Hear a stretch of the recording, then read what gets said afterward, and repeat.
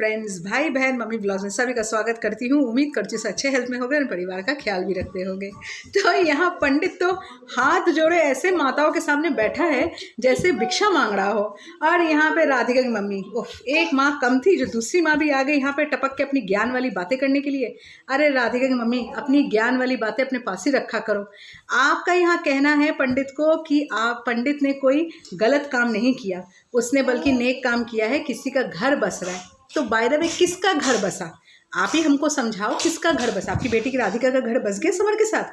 गुनगुन के ऊपर जादू जब से हुआ, गुनगुन का भी घर कहाँ बसा? यहाँ ध्रुव, जब से गुनगुन पर जादू हुआ है, ध्रुव तो एक बार भी नहीं दिखा। ध्रुव की मम्मी आपकी सेवा करते हुए गुनगुन का दिन जा रहा है, या तो पैर दबा रही है या तो चाय आप दोनों माताओं को पिला रही है, पर यहाँ पे पति कहाँ है? ये जो जादू तो ना किए हो गुनगुन के ऊपर उसको वश में रखने के लिए, तो उसका पति कहाँ है? सास के संग रखने के लिए जाओ तो ना किए हो कि पति के संग? तो पति तो यहाँ गायब ही है। तो यहाँ पे किसका घर बसा? आप लोग जो यहाँ पे बैठे बैठे थी बड़ी बड़ी हाँकते हो, और ये पंडित जो अब हाथ जोड़ के बैठा है क्योंकि उसको अपनी बेटी का डर है कि मेरे पैसा, सारा पैसा जो है 3,20,000 मैं आप लोग को लौटा दूंगा धीरे धीरे, मेरी बेटी जब नहीं रहेगी, मेरे बच्चे नहीं रहेंगे, तो पैसे किस काम का? तो ये पंडित को पहले सोचना चाहिए था।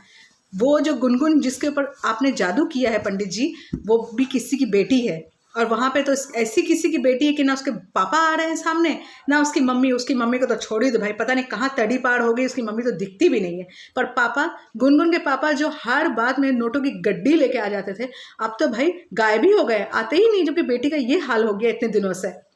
और अंकित तो बेचारा वहाँ बैठा हुआ है कि कब मेरी बहन आएगी, कब मैं उससे मिलूंगा, और ये पंडित कब इसका जादू ठीक करेगा।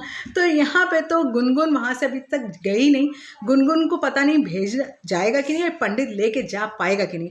अब तो मुझे लगता है कि बस अंकित समर के घर आएगा तभी गुनगुन वहाँ से अलविदा होगी, नहीं तो ये दोनों मम्मी लोग कभी भी गुनगुन को अपने वहाँ से जाने नहीं देंगी, और इस पंडित को ऐसी झांसा देती रहेंगी, अपने बातों में लपेटती रहेंगी, और ये पंडित लपेटते ही जाएगा।